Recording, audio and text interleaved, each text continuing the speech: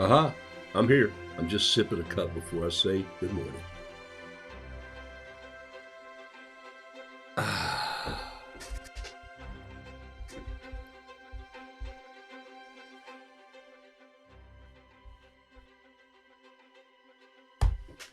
Hey, top of the morning to you. I'm Michael. Grandkids call me Roo. Thanks for being on the show this morning.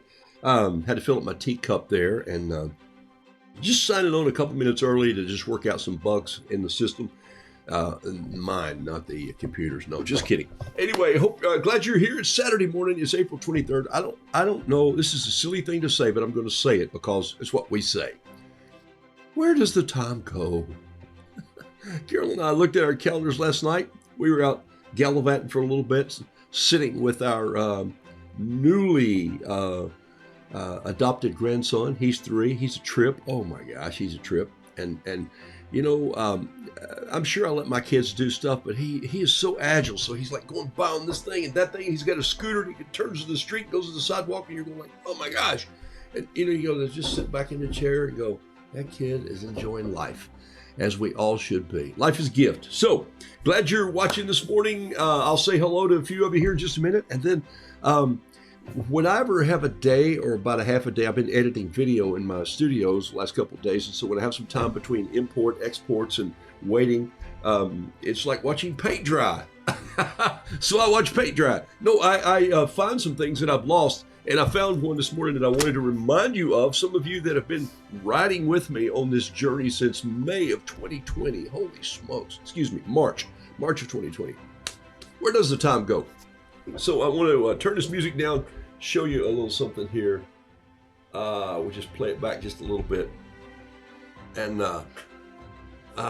here we go. Let's just shoot by here. Karen Binder, Beverly Schmitz, Sharon Clark, Tamberly Marie, Sue Kane, all the way from Southern Australia. Buenos dias, Jason Nichols. How are you, man? Thanks for being on the show. Nancy Catlett, Steve Catlett. The Catletts are there. Both of the Catletts are together. That's good.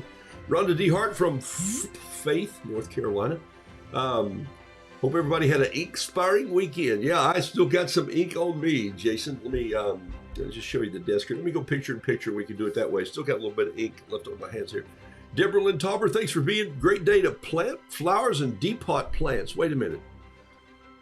I'm not even going there. Okay, Sue Kane, yes. Mickey Hupp, welcome. Jean Ann Thalzer, Deborah Spangler, Carol Todd Mundy. Michelle, thanks for being on the show.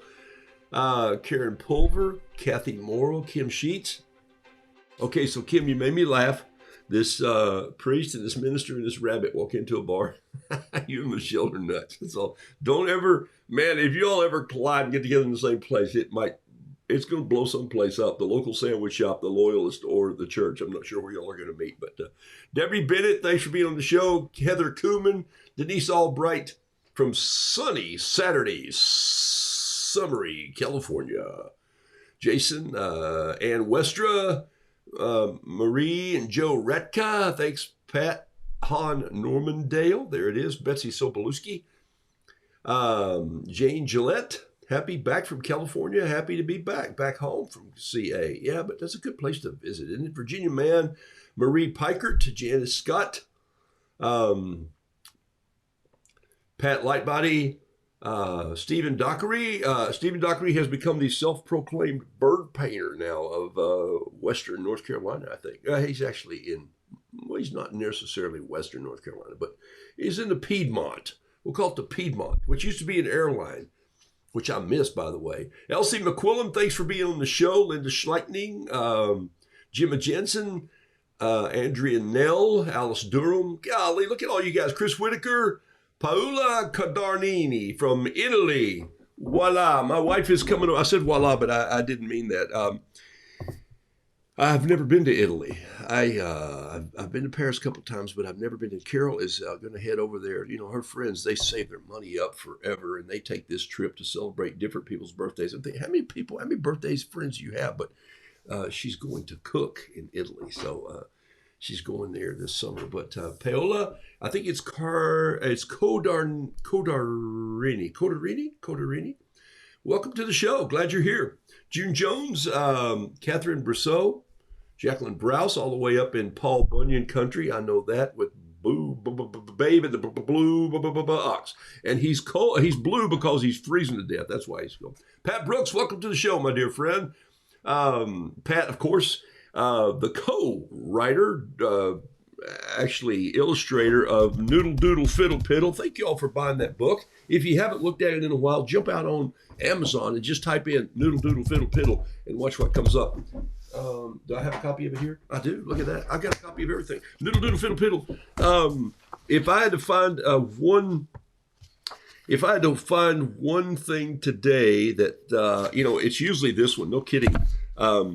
I used this one when I was at Yasatoma, when I was with them down in Orlando. Somebody said, well, I just don't know what makes me different as an artist. And I go, duh, you need to read this page in the book. Look, Pat drew it right here. What is it that sets you apart? What is it that makes you not like every other artist? There's a point where you just say, okay, that artist paints dogs, that artist paints cats, that artist paints people, that artist paints roosters, that artist paints bugs. What is it that I really want to paint that is my style? And that's the things that I talk about in depth on my painting class, which is called Think Like an Artist. And so there's still time to jump in. In fact, this is the class that just keeps on because I throw stuff out on the page. But also, once a month, we dig in 90 minutes and just talk about pushing you a little bit. See yourself as a pendulum hanging over the paper. And it's just rocking a little bit, and you put a little blue and a little red and a little... what if you push that thing way over and it swings back and forth and you get a feel for where you need to go? The pendulum moves through. Change, you know that old saying, only babies like change? Man, they don't even like it that much either. But they feel better when it happens. And so you need to change the way you paint. And that's why I use different papers and different paints and different concepts and different pens. I'm always searching. And I've been on a search today for a pen. I've lost one of my great pens. And it'll show up, but it's a little bit like, here's the pen. So go ahead and look in your stuff. I haven't been to your house, and I haven't been to the beach, but if you find it in those places, it's probably not mine. But it's a Pentel Pilot. I had it with me on the trip. I had it with me the Sunday after the trip. No. Put it back. Maybe it's in a dress coat. I don't know. I will find, that, have you ever seen The Last of Mohegans?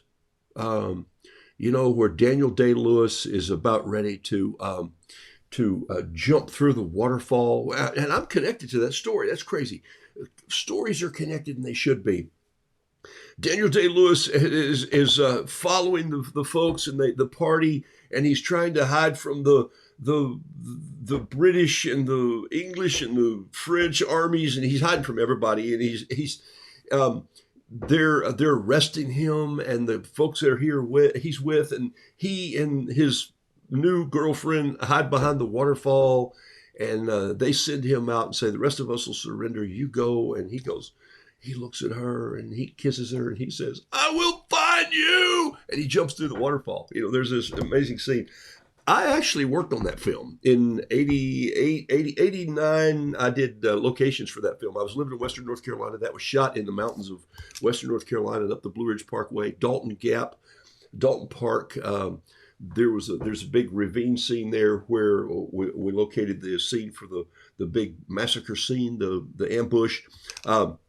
So I got this email from Michael Mann's office. I had the script of that thing, and he said, I may have told you the story before, but he said, we're looking for a place where there's a waterfall that he can jump through. And I'm going like, nah, it's not happening in the mountains of Western North Carolina. He goes, how about Looking Glass Fall? And I go, nah, it's too shallow. You can't get behind it. And what about Grandfather? No, that's not going to work. So he named all these waterfalls because, I lived in the area for 16 years. And so we'd hiked around and traipsed around and shot photos. And so they wound up building that waterfall right outside of Asheville, a big warehouse. So I hope I didn't just burst your bubble, but guess what? It's film. They built these big rocks and these pumps, and they pump that water in and they lit it, and then he jumps through into like a foam thing on the other side. Whoopee. But but that's how I feel about my pen. I will find you. This one, I could use this one. Why do I have two identical? Well, this one has blue ink in it. And so I didn't really even order the blue ink. It just came in with one of the packs of the black ink that I ordered. And so I've got it in there now, and I'll use it today, but I want my other one. So sorry about that. I went off on a tangent there. It's not your fault I lost it. Ricky Govers, thank you for being on the show. Tiffany Gearhart, first time catching your show. Tiffany Farnsworth Gearhart, glad I saw your name. Thank you for being on the show. Sometimes I actually paint. Noodle Doodle Fiddle Piddle was what I was talking about. That's a book you can find on Amazon. And then Hey Roo, What's a Wheelbarrow? And I just got a great picture and a note back from Phoebe at Yasatoma. And she said, my daughter is coloring through the coloring book and loves it. It's Today the Farmyard, Tomorrow the World. Anyway, those are on Amazon. Let's paint something here. I went through all my bug out bags. It's not there. Remember this? This is what started a lot of it in March 2020. That's where I was going with this. Let me put this piece of paper out of the way. That's a piece of Kilimanjaro. I'll get back to that. I just pulled Aaron McKean's book that said Weird and Wonderful Words. And let's see, Joan Tersigni, morning from Hollywood, Florida, Hard Rock Guitar Hotel. There we go. All right, Fern, I'm in Charlotte. Well, son of a gun, you're in Charlotte. That's pretty awesome. Betsy Saunders from Kansas. Thanks for being on the show, Betsy. Beth Stamp. Golly, all you people pile in here. Paul Hamilton, Steve Ducker, you remember Piedmont Airlines, huh? It has a button somewhere. I love it. Linda, let's see, Karen Pulver, I said that. Jane Gillette, yep. Trina Seal, wanted to just catch a few of you here.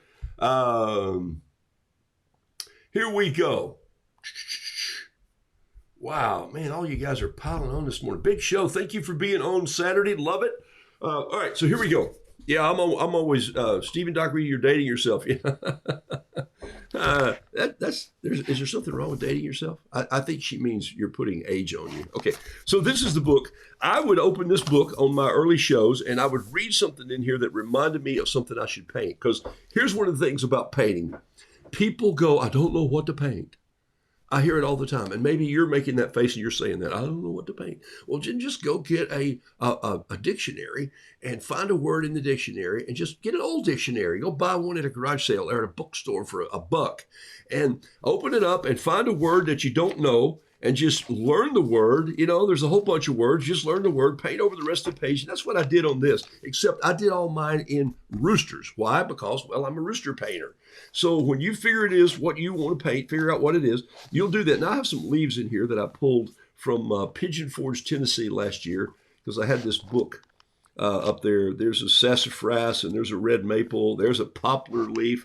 And so you're thinking, but the reason I pull those leaves is not because I'm a leaf collector, because I talked to an old gentleman who paints paintings on leaves. And I thought that would be fun to let these dry and then do a mountain, Western North Carolina mountain landscape on some of these, especially the lighter ones. So anyway, so this is how I started. And then, of course, you know, I bought the second book, which is more Weird Wonderful Words, which I haven't been as excited about. But there is a word this morning that I thought I might use, and it's called Outrupru.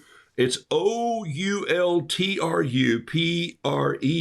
Outrupru is how it's pronounced. Ootruh. Outrupru, Proo.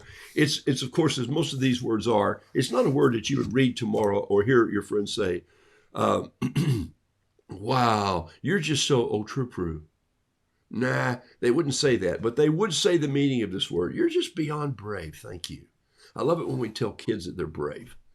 I love it when we're not kidding and we say, thank you for doing that. You were just beyond brave. That was good. So the word is outrupru. And so what I thought is, what happens sometimes is that you just, I just underlined the word, and look what I picked up here to sketch with this morning. I don't know if this will work or not. Let's see. I didn't clean up my water jar. That's sad, isn't it? Still old water from a couple of years ago. Not really. Not really. It's a little brown though. If you can, I don't think you can see it. I think my face is hidden it. So I'm just going to, oh yeah, this is going to work. Look at this. I'm just taking, not even ink. I'm just taking a little bit of black paint, making it a little runny. Can you see what I'm doing down in the pad? Oh, here we go. Look, I'm just dripping a little water down in there. And I'm just mixing it up with this end of this piece of bamboo. It is an actual bamboo pen. This is called the TP235 bamboo pen from Yasatoma. I'm just getting some paint on the end of it, and we'll see how far this paint goes. Let's see if it goes in here. I'll dip it a little more in the water, get some water running down in there. Treat it like it's ink this morning. and then just draw a Beyond Brave rooster here. Let's see if I can do it. Oh yeah, look at this. I'm going to do it, I think. Okay, so here we go.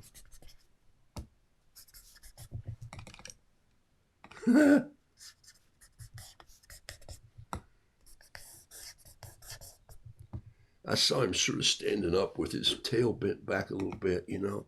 He's not in a crowing position. He's facing a little bit of a fear here.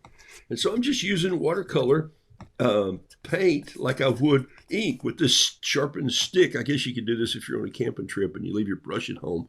Then you get your pocket knife out and just cut yourself a stick and cut it in. You see how the end of that's cut? It's cut very much like a fountain pen, which I love fountain pens anyway. That's why I'm so upset that my Pilot Kakuno is missing. Rats. Gotta find that thing. Speaking of rats, let's see here. I think I want this. I think I want him to be holding a fly swatter.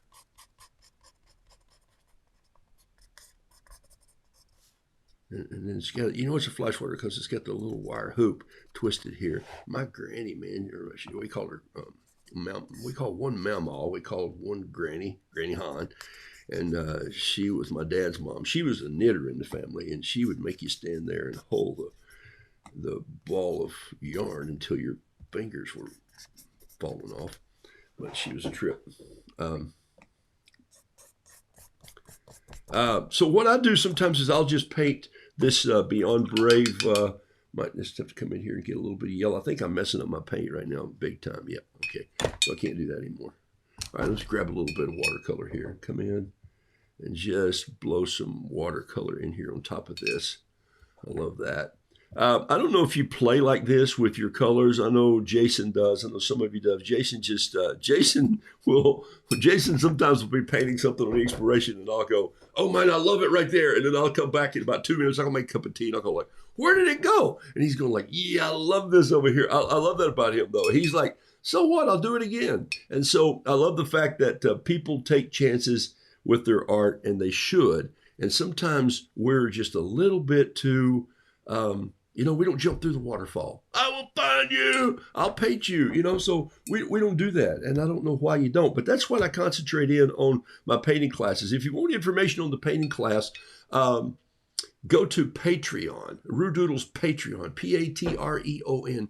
It's a way that people can help support what I do. Gives me some time to plan the class, come up with the creative ideas for the next one we're going to do. Also examine some new products, and we'll talk about that. And speaking of products, don't go away, because at 9:31 or so this morning, I'm going to show you a product that I mentioned, and I think I showed it on the show briefly, but I want to show you something that how it works. And I brought it back from the NAMTA show, which is North American Art Materials of the Entire Universe. And there's an acronym that's just like, they didn't care about how long that acronym was, I'll tell you that. But the point is that it was a pretty amazing show to find some new products, talk to some new artists. So anyway, I'm not going to spend much more time on this. I do want to put a little green in the fly swatter. I don't know why, except the ones that I grew up with were yellow and green. And I don't know why that was. So that's a question to be answered someday when you get to those people who answer those questions, who do those testing on rats. I don't know why it was like that. It was, though. So there's, then I think to be brave, I need something over here to be brave about. So let's just grab a fountain pen. What's this? This is a Preppy 02. And I think we paint a big old, is this even going to paint? Nope, that one's going to need a little maintenance. Let's get something else here. Let's get, here we go. Here's an 07 Pentel. I think what I want to do here on this side of the page, I need some music for this. I think I need a little bit of music. Something just, what do we got here?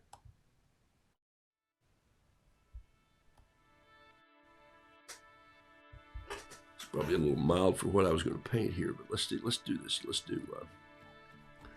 do this big old thing right here.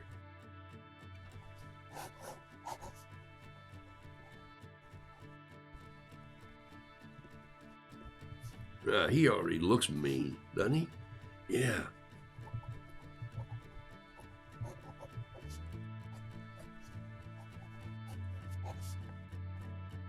And I think I need some orange. You know how those big old hornets were always kind of orange looking?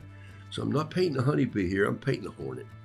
I'm painting a hornet. He's and orange and yellow. And those are the ones that my mom says, run from the hornet!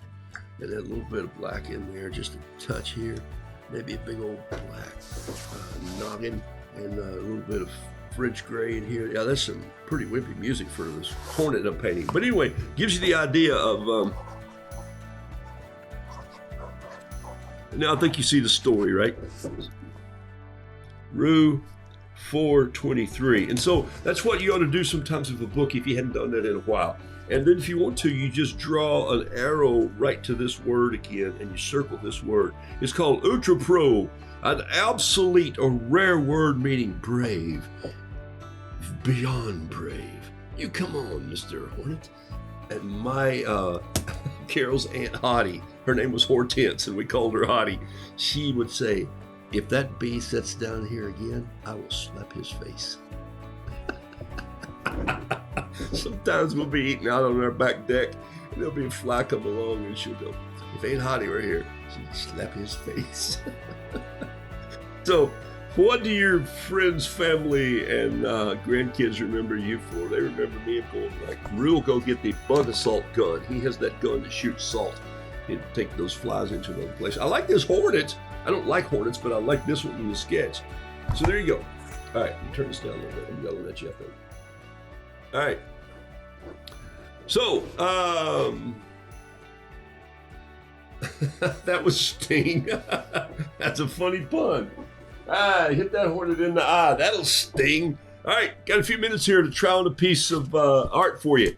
That was a piece of art. So that's where these books, every now and then I clean my office up and I go, oh, that's where I put those books this time. I usually used to put them over here in this little bin that are journals that I stay close to me. Then there's journals over there. Then there's journals that I don't need. They're very often they're over there. I need this tea right now. And it's a different tea. I'm drinking Typhoon. And you go, no, it's the same tea. This is Typhoon Strong. The box says strong, not Typhoon, but Typhoon Strong. And they're not a sponsor yet. But I have become a fan all the way around. I carry it with me every day.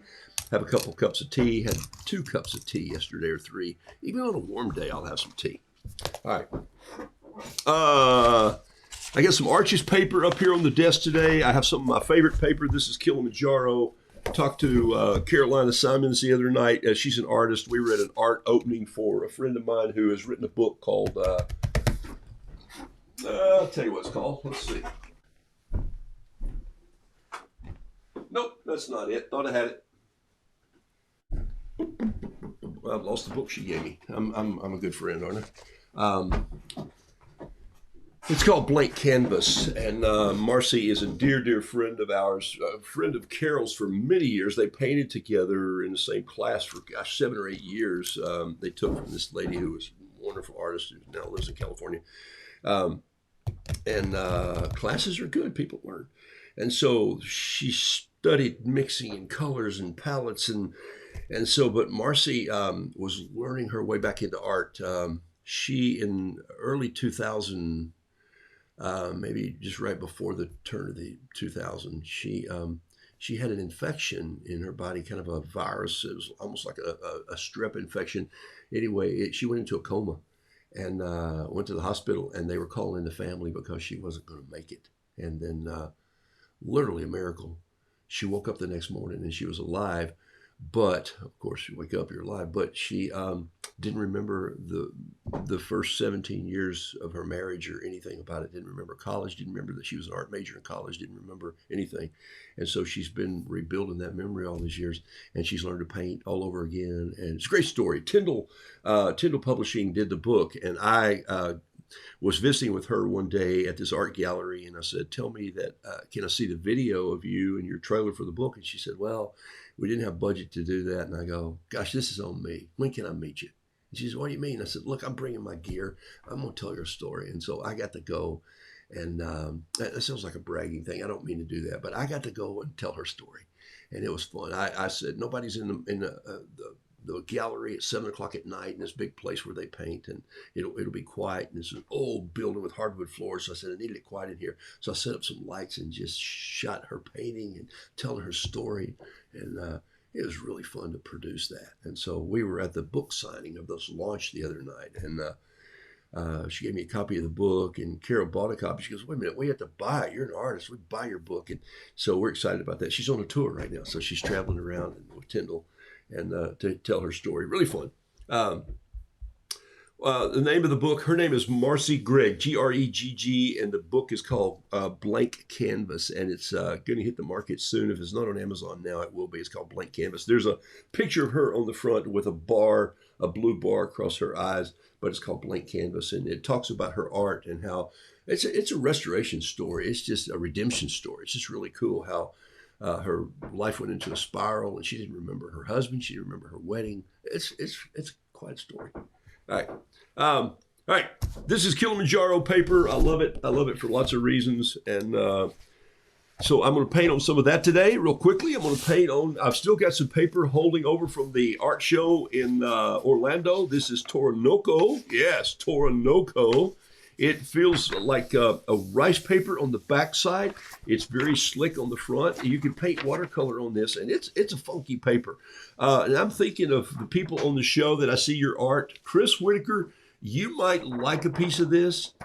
I should probably send you a piece to play with and just see what you like. I could say I could do that now, but if I don't go write it down and do it at this moment. But it's pretty interesting paper. It's Toronoko, Toronoko, Torinoko, Toronoko. I don't know what that word means.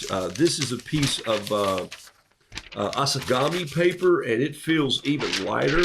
And also the paint will go through this, and this is a piece of masa paper, and it'll really go through this. The ink will run through. It's very much like rice paper, but it's a little easier to paint on than just actual rice paper if you have rice paper. So those of you who love to do those bamboo pieces, you know what I'm talking about. You love to do the bamboo with a brush. Let me get up here on my up here, I've got a little bar of brushes hanging. I'll take these three off and hang these back up. I hang up my Yasutoma bamboo brushes up there. But this is what I'm talking about. Wait a minute, I got orange paint on my finger. And now it's on my page. That's going to be fun. We'll see where that comes in. So what I'm doing here is I'm just taking a little piece of sketch pad. I'm taking a piece of this Yasutoma paper. I'm wetting my brush. I'm reaching in and getting some ink in my brush. This is full strength. And so you take it in like this and you bring it up. And it needs a little more water in there, sorry. And they bring it up like this, and you bring it, and then you pull it on up, and you go on like this. Karen is so good at doing this when you're watching her on the Yasutoma shows. She's just marvelous at it. This brush is still not wet enough. I should have dipped it in the water before I put it in there. So anyway, you get an idea of how this paper runs. I want to show you what the back of it looks like. You go, oh my gosh, it went through. So if you're ever going to paint with masa paper, you're going to want to put something under it for sure. That's why I put this there and not ruin another piece of watercolor paper. And you can also paint on watercolor paper with this. This is just sketch paper here, and you can see what's going to happen. See how black that comes out on different kinds of paper? It's just fabulous how that works. And so you can come in like that and get a little more dark in here and just cut it through. And then, of course, come in with just a little light sprig here like so, and then you do the leaves by just pushing the brush in and then coming out. You push it down and come out. That's what I love about these bamboo brushes. You push and come out. And so here's the one where it comes out like that and there. And so you wind up painting this cool little piece of bamboo. And then sometimes I'll come in and grab a little bit of green and just sort of brush some green in there because I like the way the green bleeds into the black. They've come out with a new ink that's got gold flakes in it. I may have mentioned it. It's just fabulous. And so I spent a little bit of time doing bamboo stuff like that. And so it's kind of fun. Yupo paper, Linda, is hard for me to use because you have to use alcohol inks and they run and dry and differently. And I'm not a fan. I tried some alcohol inks about 4 years ago, and I think I still have those same inks. I just don't think I ever got into using them. And I don't want to throw that down in the rug right now, but I didn't use them very well. And so, but this, I'll show you one more piece before I tell you something else at the bottom of the hour. This is the Toronoko paper, and I'm going to put it just flat out here on my desk. It has a rough place and a smooth place. I'm going to show you what happens if I paint just regular watercolor with this paper. I may have showed you this. In fact, let me do something different that Jason was talking about the other night, I think, and he was talking about you just grab some colors like so, and I just put them on the paper, just maybe a little water like this, and threw some colors down there. And then I threw a little bit of yellow, and then some more yellow, and just some more water, like splash it in. And then, of course, my three primaries, I love to do this. I did this on the class recently, and we'll do more of this on our class. That's the class through Patreon. And so I just put some water there like so, and I'm painting with a white shirt today. You know that's right. You see my rooster already. You know that's kind of I need a little piece of turquoise here just to get that in there. So there's some Terry Tardy turquoise, a little more water splatters. And then I'm just going to grab my drinking straw here, and I'm going to grab the skinny one. No, I'm going to grab the bigger one. I've got two up here, and I might have to go to McAllister's and get me a big old iced tea straw. And I just lean down, and I'm just going to blow on this. There we go. And then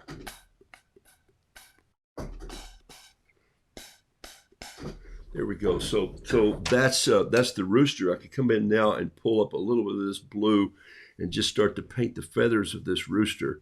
And this is on that Toronoko paper, and I'm painting on the rough side, which is what they recommend.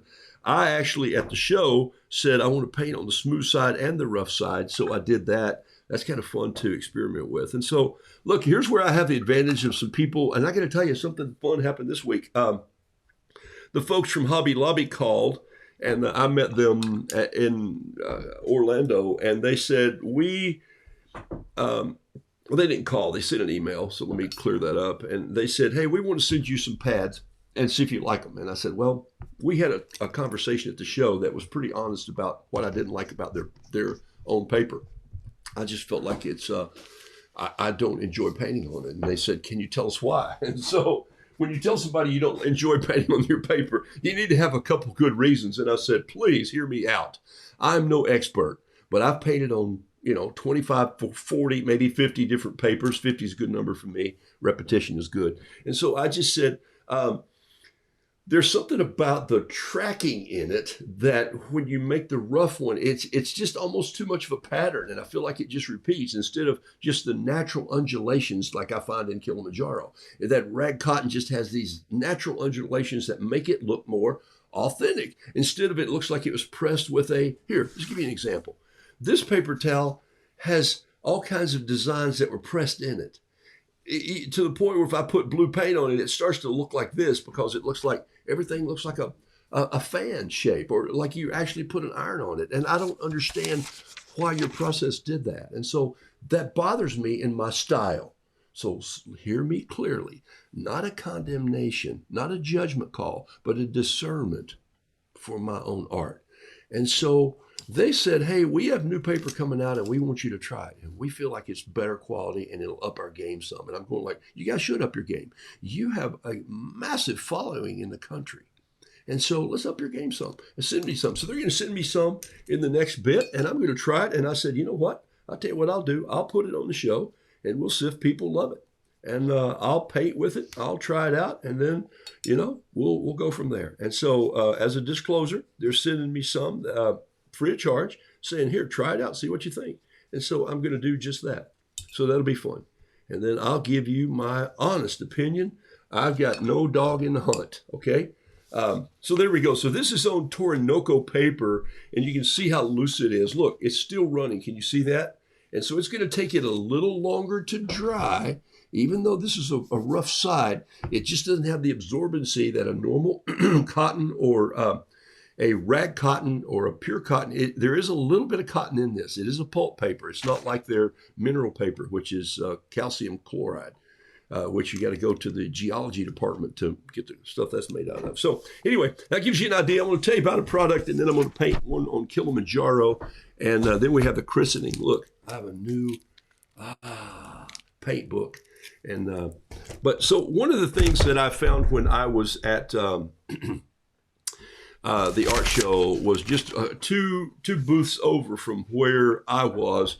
There was a big banner that hang down that across the top it said "Big Squeeze," and so I love that. I thought that's pretty funny. And so I walked by the thing one day, and there was nobody there. The guys were out having a cup of coffee because I got in there kind of early.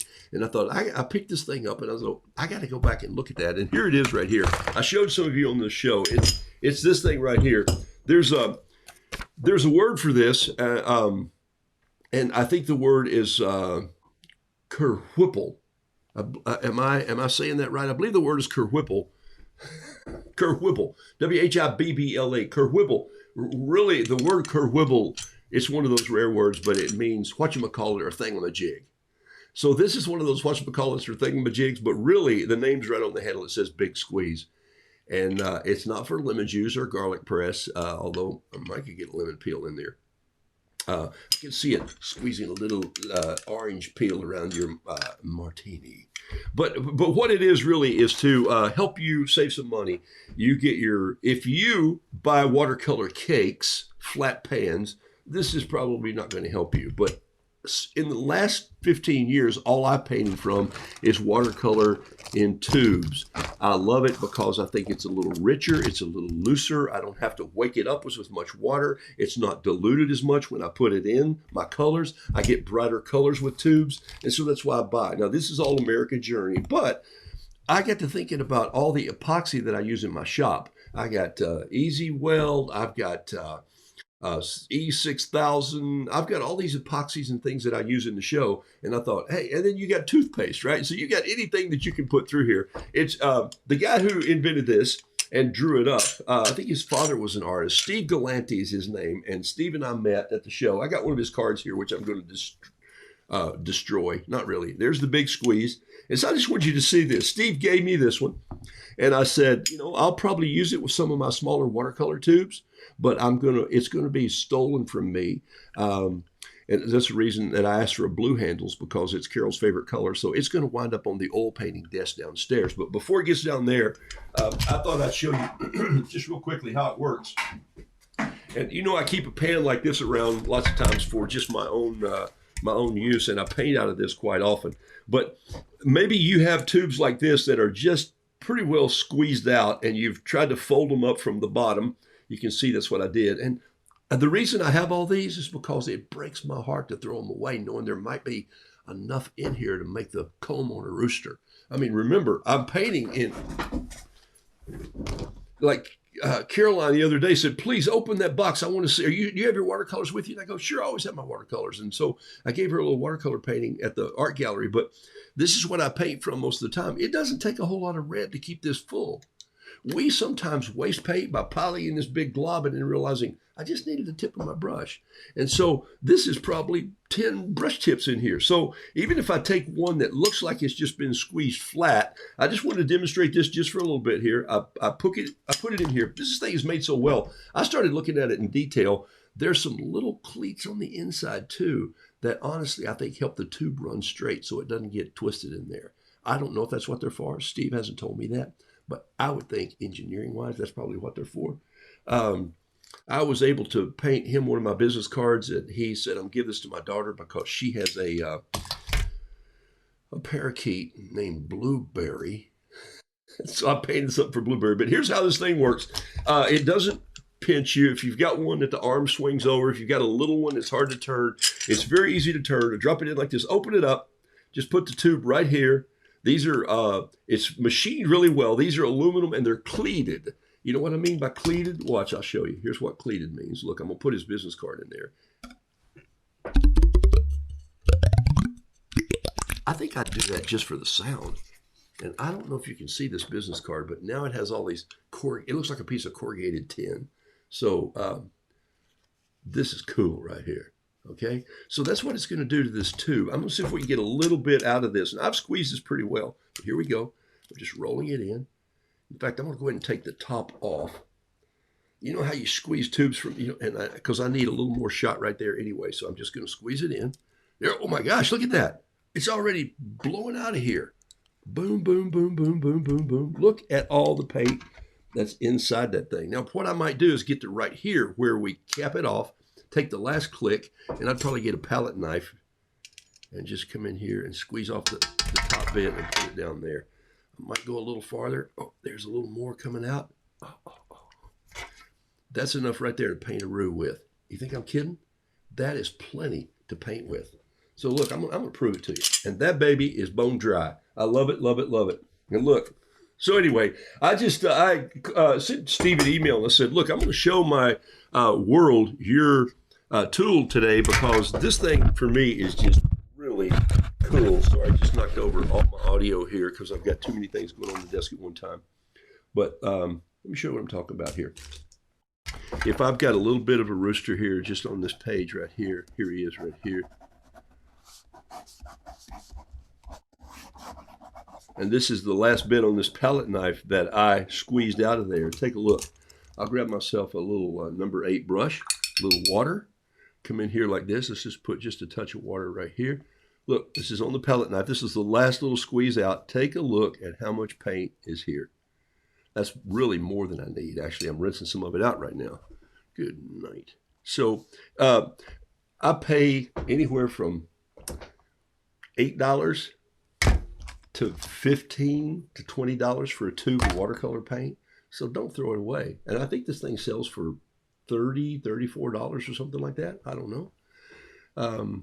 Look at the brightness, though, that came out of the last part of the tube. I've got enough in here to paint the whole Roo in red, I think. I haven't gone anywhere else for paint. This may be a Rhode Island red when I'm finished with it. I still have paint up here, heavy paint. So as you give you an idea of how that works, I don't think I've done a red rooster all the way. Man, I might just do that. Let's see here. Throw a little water in there, get a little bit of this. Anyway, I'm not going to squeeze anymore. I've got to get this. Let's see if I got another knife here to squeeze this onto here.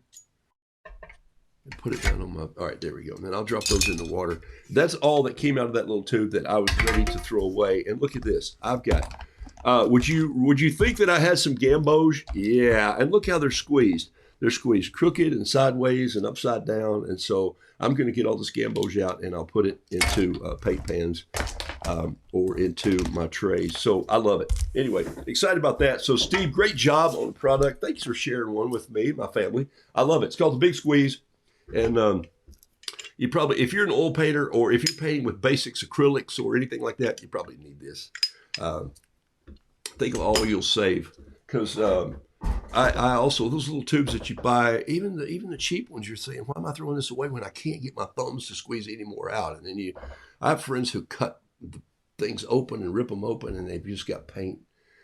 I could take you to a studio in Asheville right now, my dear friend, and she's just got, I don't know how many paint tubes lying all over the place that need to be squeezed. Maybe I just need to send her one. All right. Wanted to show you that. That came from the show. That was a fun little addition to the show that I just got to be a part of and walk by and see things like that. Always fun when you find something there.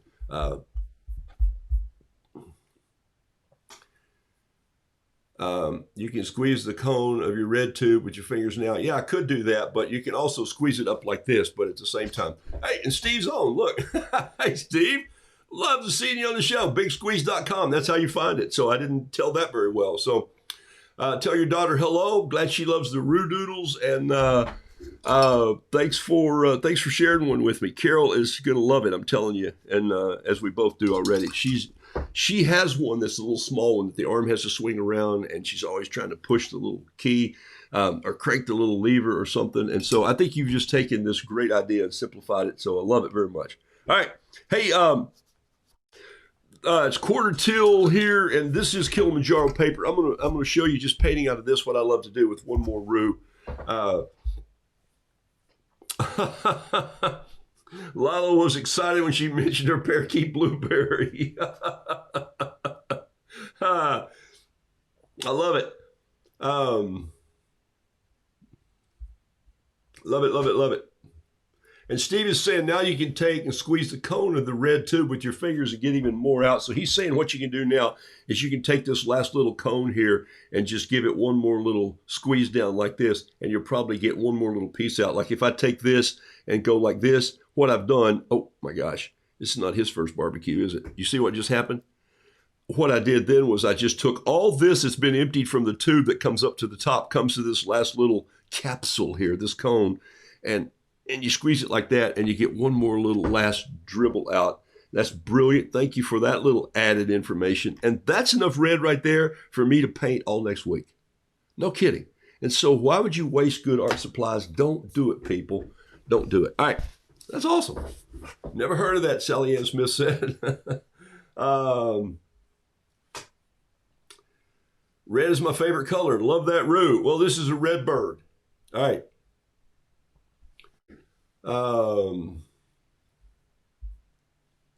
Dried up tubes. Well, here's the thing. Is the tube just dried up where you've left the lid loose, or is it dried up in the bottom? If it has a hole in it, it will empty a tube. I will tell you that. So you just saw me do it. Even that tube, I thought I had squeezed everything out of it with my fingers.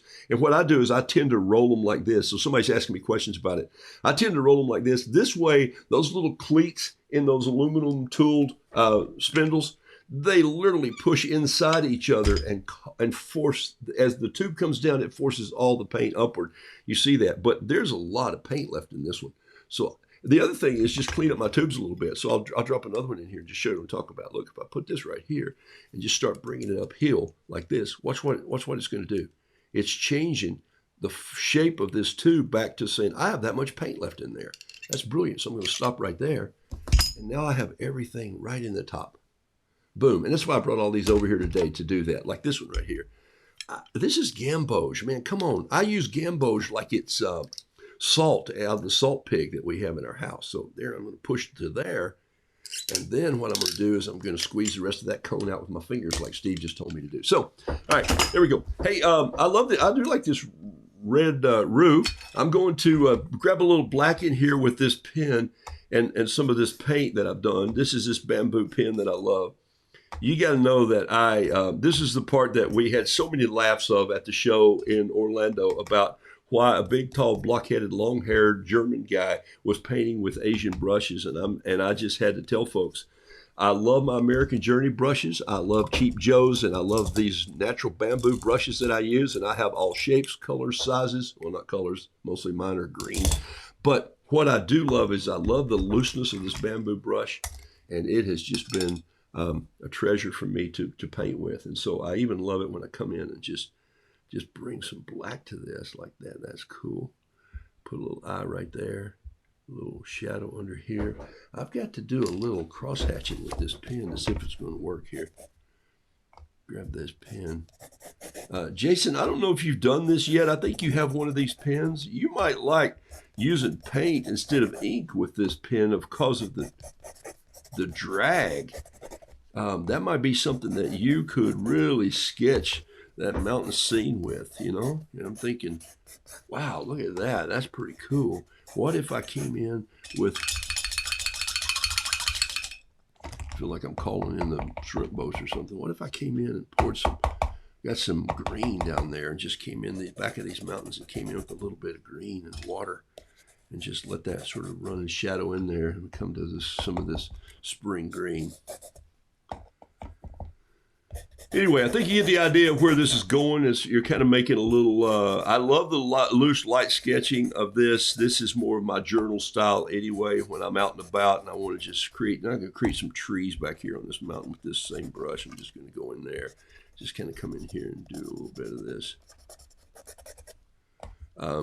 I'm telling a story, you know. In fact, I've working with some folks. Yesterday I was editing video of some stuff I shot at camp in the mountains and had to send it out to them for part of their fundraising. There's a little glob that's going to come down and wreck me there in a minute. So let me get rid of that. It's going to run out on my pants and my shirt. Oh no, he has on a white shirt. All right. So that kind of gives you the idea of kind of where that thing goes. Sometimes we spend way too much time worrying about what it's going to look like instead of just, I'm having fun with this. This is probably calling for something over here to complete this story, and I'll worry about that in a minute. In the last 15 minutes, I got to open this up. I was going to paint on a piece of arches today, but remember what I told you about? This is very expensive paper, and it says it has a fine grain, cold pressed. But I really do like it, but I've got to get used to it. It's great paper, but I just can't leave my Kilimanjaro and go back to it. So now I don't even know what I did with it. Here it is right here. So let me get out my, never run with scissors. That's why I don't carry them. I use a knife. But, and never cut towards yourself. And so, my paper that I started with. So this takes me back, by now I'm getting up there, 15 years of deciding that I was doing watercolor paint. Wasn't really doing anything serious then, but I was in Boone at the time with my son, who was an athlete there, and I went by Cheap Joe's art store, and I bought 3 colors, ultramarine blue, Joe's red, and gamboge. I bought these colors. I bought, I think I bought a bamboo brush because my son had one at the University of Tennessee that was probably a Winsor Newton, and Joe sold Yasutomas, and I bought a couple of these brushes.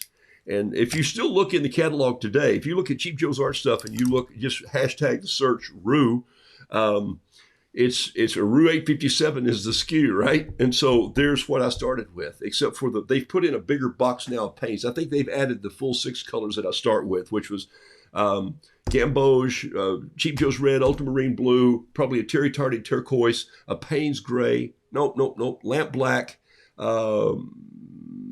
French gray, and I think that's probably the 6. So I may have mentioned 7, but it's lamp black and Payne's gray, I think. And so they always come with a piece of 300 in the front. I save those.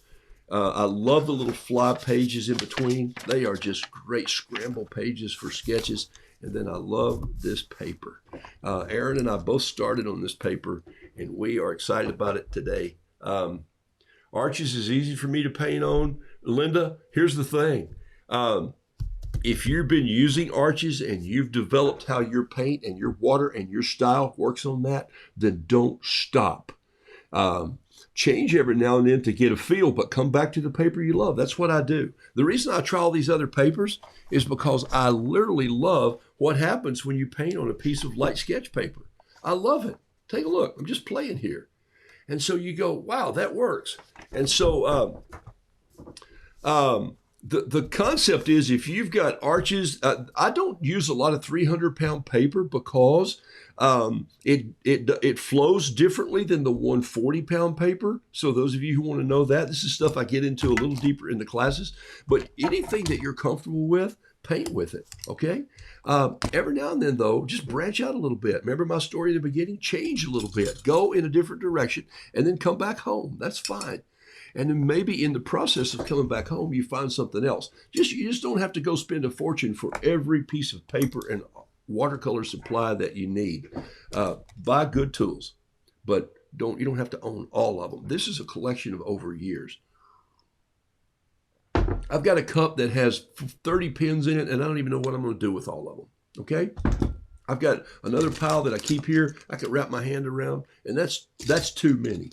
But here we go. Last little thing I'm going to do for you this morning is a new pencil, and I think I broke it out at the class. It's called it's an artist pencil. It's 1.3 millimeter. You're going like, mechanical pencil? He's using a mechanical pencil? It's a little more fat bellied. It's got a little piece of rubber damper down here that holds on, even though I'm backed up above it. I love it because I always broke the 5 millimeter, the little 7 millimeter thin point things. I break those like crazy. This one is 5 millimeter or 1.3. And I'm going to do a little Bluebird before I leave you here this morning. I just like this little Bluebird. He's the one that's still got some, and I like doing him in pencil because he's got all the little feathers. Let me just blow this up just a little bit here. And let me see if I can focus on that black pen right there. All right. That's pretty close. And so we'll just bring him down like this. Bring him in. Bringing his belly down. He's around here. Going to get his eye in there to go right in here like this. Just a little round eye. That's going to be good. Here's a little Bluebird. His bill is still just a little bit wrinkled because he's just been out of the egg for a little while, and he's still finding his sea legs. Still got his sea legs, I should say. There's his little feet. You know, he's got to grow into his feet. He's like a puppy. Reason I had to paint another one of these is because I gave one away to Caroline the other night at Caroline Simus, an artist friend of mine. She'd been to an event that I shot the video for that event last year, and the ladies were all wearing dresses, and she had painted the prints for their dresses. Pretty cool. So the artist community in Charlotte is a pretty fun one. And all right, so this is there's a little Bluebird. Look at this. I'm going to take my finger now, this first brush that God gave me, and I'm just going to rub it into this soft pencil. And look at that shadowing and shading coming in. Oh, man, I love that right there. And I'm just going to go get a number 8 brush, a big brush, and some dirty water. and really dirty water, because I've got all kinds of stuff in it from that paint and those brushes and the tubes. And I'm just going to wet the back of this and just the graphite a little bit, but I'm going to go get a little bit of Payne's Gray. Whoa, I said Payne's Gray twice this morning, and I don't even mean it. Ultramarine blue. And I'm just going to go get a little bit of blue, a little more clean water, and dirty water. And I'm just going to bring some of this down and just let it sort of come in like this. And just go in there and lightly. I am barely just dancing water, but I've got to have a little bit of orange in the belly of this little Bluebird because he has an orange blue belly. Loving that. I hope you're being creative. I hope you find time every week. And if you got a place set up there where you can just go hang out, make that a priority. This is what I talk about the most on my class, and I'm going to push people to this. And if you hadn't thought about being a part of Patreon, I'm doing 2 things, and I got to tell you, I'm excited about both of them. One of them is once a month. I do a 90-minute deep dive class where I'm going to push you. I'm going to rock the pendulum over, and you're going to go, he's crazy. And you go, yeah, he is, but nobody else is telling us the crazy stuff. And so then I'm doing my Good News Roo on Tuesdays, and that's where we're journaling through a Bible book called Matthew. And so this week there were 20-something, or I think there are 40 people of Patreon group that are signed up with that. But it's crazy, and folks are just doodling to remember a story. And it's really fun stuff. I love it. It lets me be a storyteller in a different vein. All that's available through Roo Patreon. I'll post a link again if you'd like to be a part of that. It's what's it cost? $11.57 a month, and that's kind of been fun to do. I love it. Thank you for supporting me in that. All right, so there's a lot more color in this Bluebird than I normally put in my Bluebird, so I'm going to dab this a little bit. Dab is an official art word. And I'm going to come in and just now put a little more of this pencil in there like this. And I'm just dancing this pencil around. What's the rule in Noodle Doodle Fiddle Piddle? The rule is sketch like a skater on thin ice, looking for a breakthrough every moment. But you got to be careful, okay? And so there's a little dark of that right there. A little more of that, a little of this, some dots under his neck here, just a little shadowing. I think he probably needs a little of this. Look at that pencil. Wow, it's a cool little pencil, actually. I don't know where these will show up in the art world. I don't know if Cheap Joe's will carry them, or Blick, or who knows. One of the guys that I met, just very briefly, the gentleman that's been part of Yasutoma for years, was one of the guys that actually developed the springy part in the bottom of this pen. And one of the guys has like 2,000 patents on the mechanical pencil. I mean, these people have been at pens and pencils and printing forever. Fascinating to hang out with people like that, whose world is inspired by art. And so there's my little Bluebird. He's not too shabby. I kind of like him. I purchased the entire New Testament, so if somebody needs another book of Matthew, I have an extra one, Linda says. Oh, that's awesome. Thank you. Yeah, and Linda, I'll let you know, Hobby Lobby is coming to your city soon. That's exciting. Basically, they're supposed to be at any day. They're going to be shipping out all these new papers that they are sending to all their locations, and it's their brand. So I don't know what they're like, but they're going to send me some, and it's been a fun thing to be a part of. So. Pat Light Buddy. Okay. All right.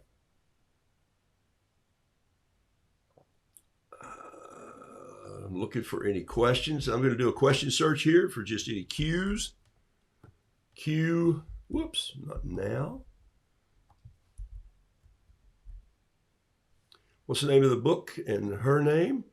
I think I answered that question. I think that's the only question that I had that just wasn't out of the top of the order this morning. So thanks to Steve Galante for giving me this big squeeze. And Steve, thank you, man. Blessings to you. I hope this company takes off and you can get another parakeet and name it Raspberry, because it can't whistle. It can just go. Now you'll have to explain that to your dog. Okay. Have you tried the, yes. I have, no, Rhonda, I have not tried those. Judy, is that a shot at me? She said, Judy said, I just got here. I got a haircut. Yeah, me too, Judy. I cut mine on the show this morning with my other glasses. People, I will tell you this, people in Orlando said, you have on 2 pair of glasses. And I go, no, don't start with me. I started this back in March of 2020. People said, you have 2 pair of glasses. I go, no, these are a headband. So, but in case I lose these, I got those. So I'm a genius. So that's how that came about. All right.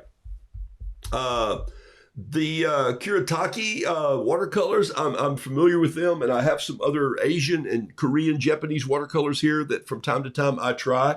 And from time to time people send me some and say, hey, would you try these? There's some I talk about, some I don't. I'm not familiar with that brand. Here's the thing.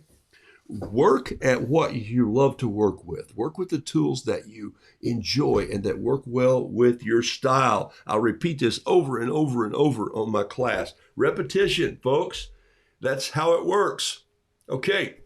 You want to paint a good bluebird? Paint 50 of them. Okay? Paint 50 of them. I just want to title this one what I title most of my bluebirds. Mom! So there he is right there. Maybe just a little touch of a splatter. If I can find a little splattering brush, maybe a number 3, just with a little blue, and just tap it like this. Oh my gosh, I'm into it. And I'll put that up on the site today for a little auction. This is on Kilimanjaro, 140 pound, 100% rag cotton. One of my favorite papers. Hats off to Cheap Joe's. I love those guys. And I think they even sent me that one. So as a disclaimer, but they know I've been painting on it for 15 years. So I bought Cheap Joe's boat with as much watercolor paper as I've done. All right. So there it is right there. There's a little bluebird. I'll trim the edge of this off with my scissors.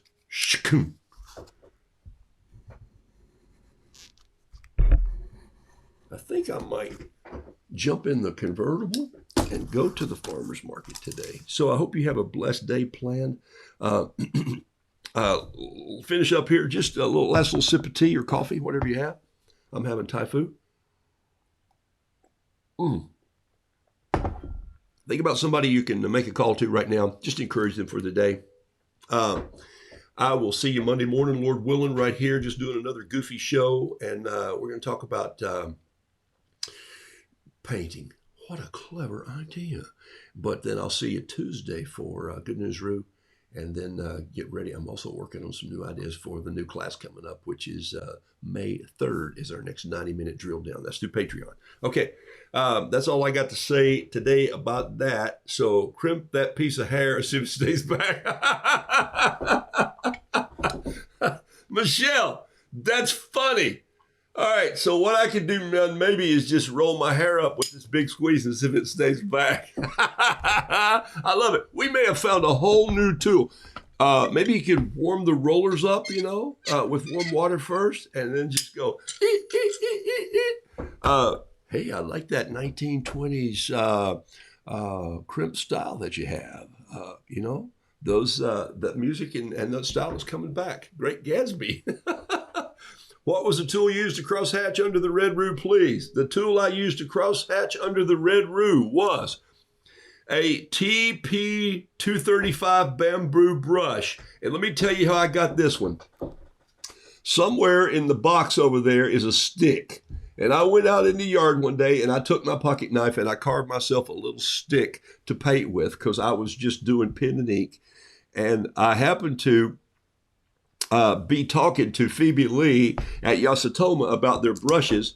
And she said, you know, we make a bamboo pen, and this is it. It's called the 235 bamboo pen. But I want to show you something about this. Take a look. Here it is, right here. Look, it's a real piece of bamboo. No kidding. They have cut it away. They've shaped it in the shape of a fountain pen, and there's a small hole right here that lets the air, releases the ink. But look on the back of it. You see this little plug right here? You pull that out, you turn it around, and guess what you got? A little bamboo brush. Now, do I use that? Not very often. I just don't. But I can, as you'll see right there. I just picked up a little bit of green, too much. And I'll come in here and just put a little of that green right there with that brush. Clean this out, dry it off, turn it around, put it back in. Put it in carefully so that you don't wrinkle up the hair as it goes in. These are goat hair brushes. And so there's the T35 bamboo pen. I think Cheap Joe's handles this. I don't know if Bic does. I know Cheap Joe's does. I don't know if you can just buy one from Yasutoma because they are a distributor. Some of you have been kind because they've just because of my relationship with them, they've either sent you pens or told you where to get pens or brushes. Anyway, so that's what that is. Any other questions? And then I'll go. That was the tool, Melinda McLaughlin. So I hope you got that. Let's see. Keep playing in the creative sandbox. You bet, Jason. Thank you, man. Have a wonderful, blessed weekend, everybody. Think of somebody you're going to contact today. And if you hurt yourself putting your hair in, it's not my fault. Yeah, there's a disclaimer. It's going to roll around that thing, and you're going to go, could I get this cut out of my hair? That's exactly right. So don't do that. All right. So I think that's it. I don't see any more questions. Love it. Love you guys on the show. Thank you for being here. Going to touch this bird up just a little bit before I let him go. I think he needs just a little brighter, just needs a little brighter orange right in here. I'm just going to push some orange right in there. And I'll go out with that. It's a little longer show this morning. I'm out of here like a herd of turtles. You know, we always go out with some music. There it is right there. I couldn't afford an orchestra, so I'll just use the harmonica.